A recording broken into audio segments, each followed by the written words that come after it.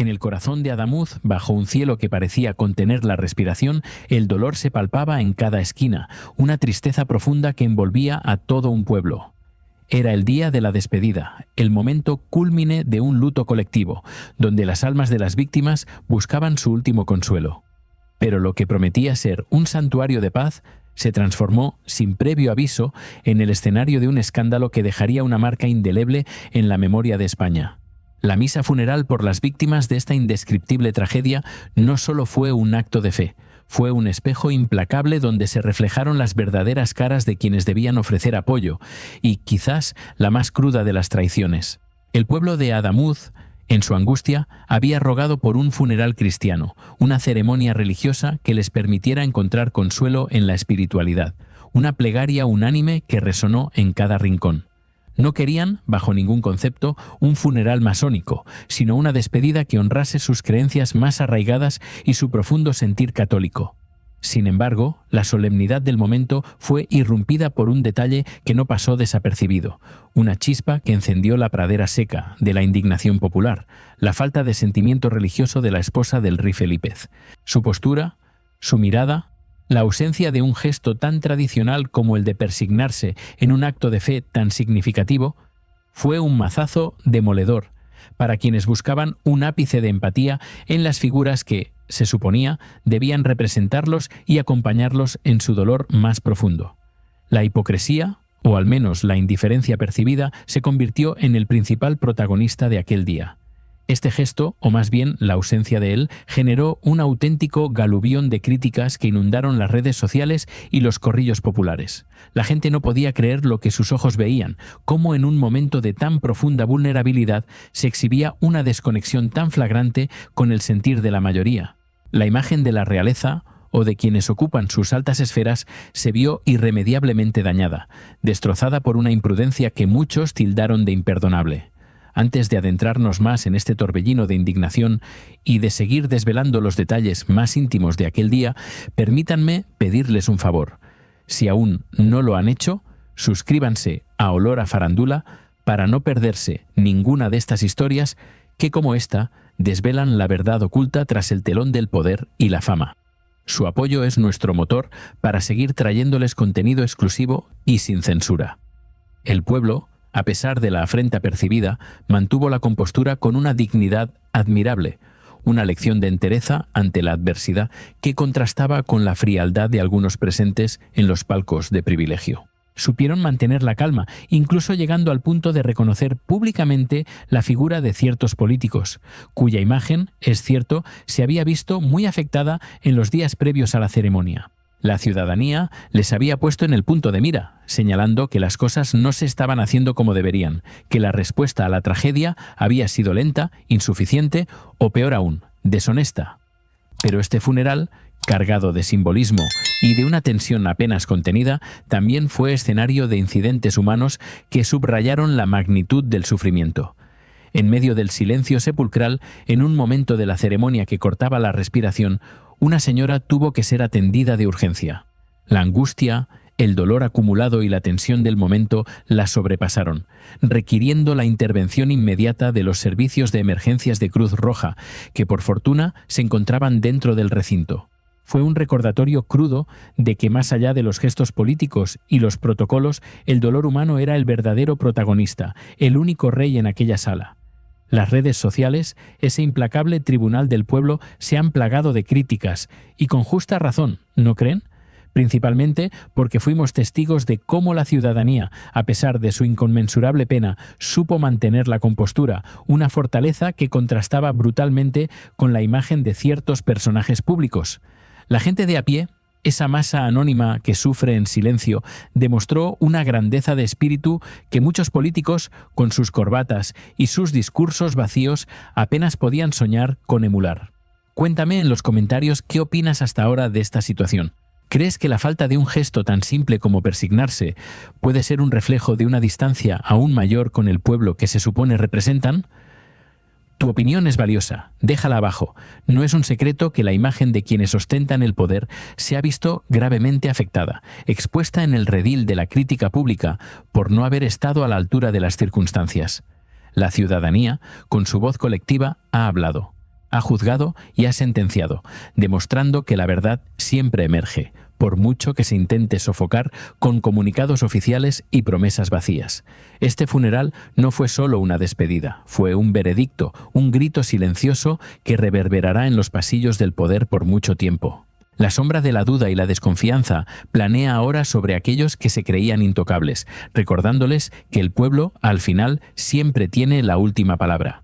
Este evento se ha convertido en una herida abierta en el alma de un país, una cicatriz que nos recuerda que la verdad es un camino ineludible y que la empatía, en los momentos más oscuros, es la única luz que puede guiarnos. La misa de Adamuz será recordada no solo por la tragedia, sino por la cruda revelación de un abismo entre el poder y el sentir de un pueblo. Un abismo que quizás nunca llegue a cerrarse por completo, un eco de desconfianza que persistirá, como un susurro incómodo en la memoria colectiva. La historia, queridos amigos, aún no ha terminado de escribirse, y los capítulos que quedan por desvelar prometen ser tan impactantes como este. Prepárense para la verdad, porque la verdad siempre, siempre sale a la luz. En el eco de la misa funeral, donde la solemnidad se había visto empañada por la controversia, surgieron voces que rompieron el frágil silencio impuesto. Estas voces pertenecían a quienes habían sufrido la pérdida más devastadora, las 45 familias que, con el corazón deshecho, se negaban a aceptar la impunidad y exigían la verdad a gritos. Sus palabras, cargadas de un dolor inimaginable, pero también de una fuerza inquebrantable, resonaron como un desafío a la apatía y la hipocresía que parecían reinar en ciertos círculos.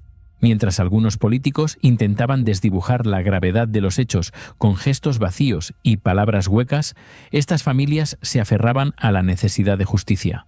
Su mensaje, leído con una entereza que helaba la sangre, se desprendió de toda pretensión de consuelo fácil, apuntando directamente a quienes debían asumir responsabilidades. Fueron un recordatorio contundente de que la verdad, por dolorosa que fuera, era el único camino hacia la sanación, la única forma de honrar la memoria de quienes ya no estaban entre nosotros. Escuchamos extractos de sus conmovedoras palabras, palabras que sonaron a una acusación sin paliativos hacia los políticos que, con una frialdad casi insultante, habían acudido a la ceremonia. Se intuía más para hacerse la fotografía que para ofrecer un apoyo genuino. Gracias a nuestra diócesis por este funeral, el único funeral que cabía en esta despedida, rezaba uno de los pasajes, enviando un dardo directo a quienes, quizás, habrían preferido un evento más mundano, despojado de la esencia religiosa que el pueblo anhelaba. La alusión era clara. La única presidencia deseada era la divina, la del Dios presente en el pan y el vino, bajo la mirada protectora de la Virgen María. Adamuz, se enfatizó, es una tierra mariana, Andalucía, un pueblo creyente. Y es en la adversidad, en el abrazo de la cruz, donde se encuentra el mayor consuelo. Este mensaje resonaba con la profunda espiritualidad de la región, un arraigado sentir religioso que contrastaba violentamente con la percibida frialdad de algunos de los asistentes. Las 45 familias, unidas por un dolor que jamás se cerrará, habían aprendido con una crueldad extrema que las llamadas que no se hacen quedan sin respuesta y que los besos, los gestos de afecto son los que más se recuerdan. ¿Cuánto oro habría cambiado el mundo por tan solo 20 segundos de vuelta atrás? Pero su lucha no se detenía en el lamento, se erigía como un muro de resistencia en busca de la verdad. Somos las 45 familias que lucharán por saber la verdad, porque solo la verdad nos ayuda a curar esta herida que nunca cerrará, declararon, con una determinación que inspiraba respeto.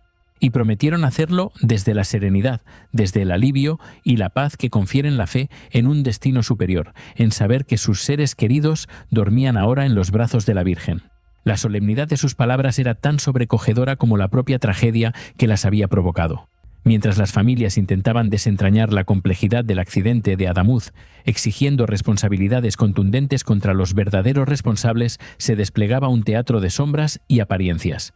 María Jesús Montero, en un intento por aparecer afectada por la tragedia, intentaba dar el cante, pero el público no se dejó engañar.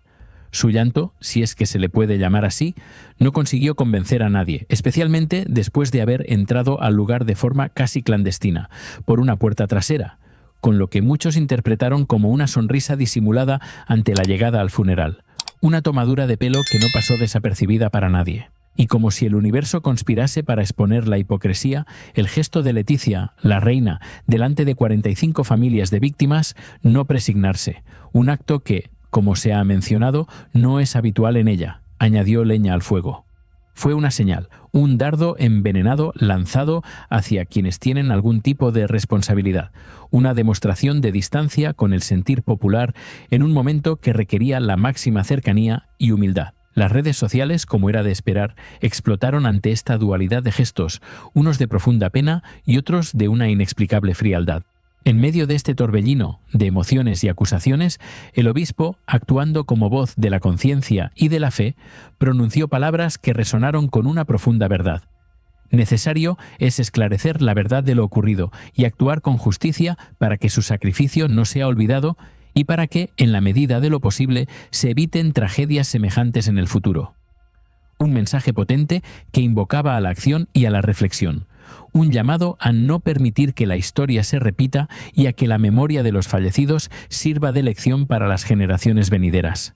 El pueblo de Adamuz, ese pequeño rincón que jamás olvidaremos y que jamás será olvidado, junto a la ciudad cordobesa a la que nos sentimos y nos sentiremos unidos para siempre, demostró una solidaridad ejemplar. Sin pensar en las consecuencias, sin dudarlo, se sumergieron en el caos de los hierros retorcidos, de la sangre, del dolor y de las lágrimas. Acompañaron a nuestros heridos hasta que estuvieron seguros de que estaban a salvo, y luego nos acompañaron en nuestro lamento. Pusieron a nuestra disposición el sustento y el cobijo durante esos amargos días, pero sobre todo nos brindaron su cariño, su entrega y su deseo de hacer que ese duro momento doliera un poco menos. Gracias a los cuerpos de seguridad y emergencias que acudieron prestos, como siempre, a la llamada, cerrando filas con la información y los medios de los que disponían. Gracias por vuestra empatía, vuestra cercanía y vuestro afecto en los días posteriores. Y gracias a la sanidad andaluza, sin duda sostenida por los profesionales que la integran, esos ángeles guardianes que velan por nuestra salud. Yo sé lo que es volver a casa de una guardia mala y abrazar a tus hijos, porque sabes que alguien ya nunca podrá volver a hacerlo con los suyos. Yo sé lo que es intentar sanar el cuerpo de alguien que tiene el alma herida de muerte. Tuvo que ser durísimo, compañeros. Resonó una voz entre los sanitarios, un eco de humanidad y de sacrificio que contrastaba con la frialdad de la que hablamos. En Olor a Farándula, nuestro compromiso es desvelar estas verdades, arrojar luz sobre los rincones oscuros donde la hipocresía y la indiferencia intentan esconderse. Si este relato te ha conmovido, si crees que la verdad siempre debe prevalecer, no olvides suscribirte y activar la campanita para no perderte nuestras próximas investigaciones. La historia de Adamuz es un grito de dolor, pero también un himno a la resiliencia y a la justicia, un recordatorio de que, incluso en la más profunda oscuridad, la esperanza y la verdad pueden florecer. Continuaremos desgranando esta compleja trama, porque hay muchas más capas de esta impactante historia por descubrir, muchas más verdades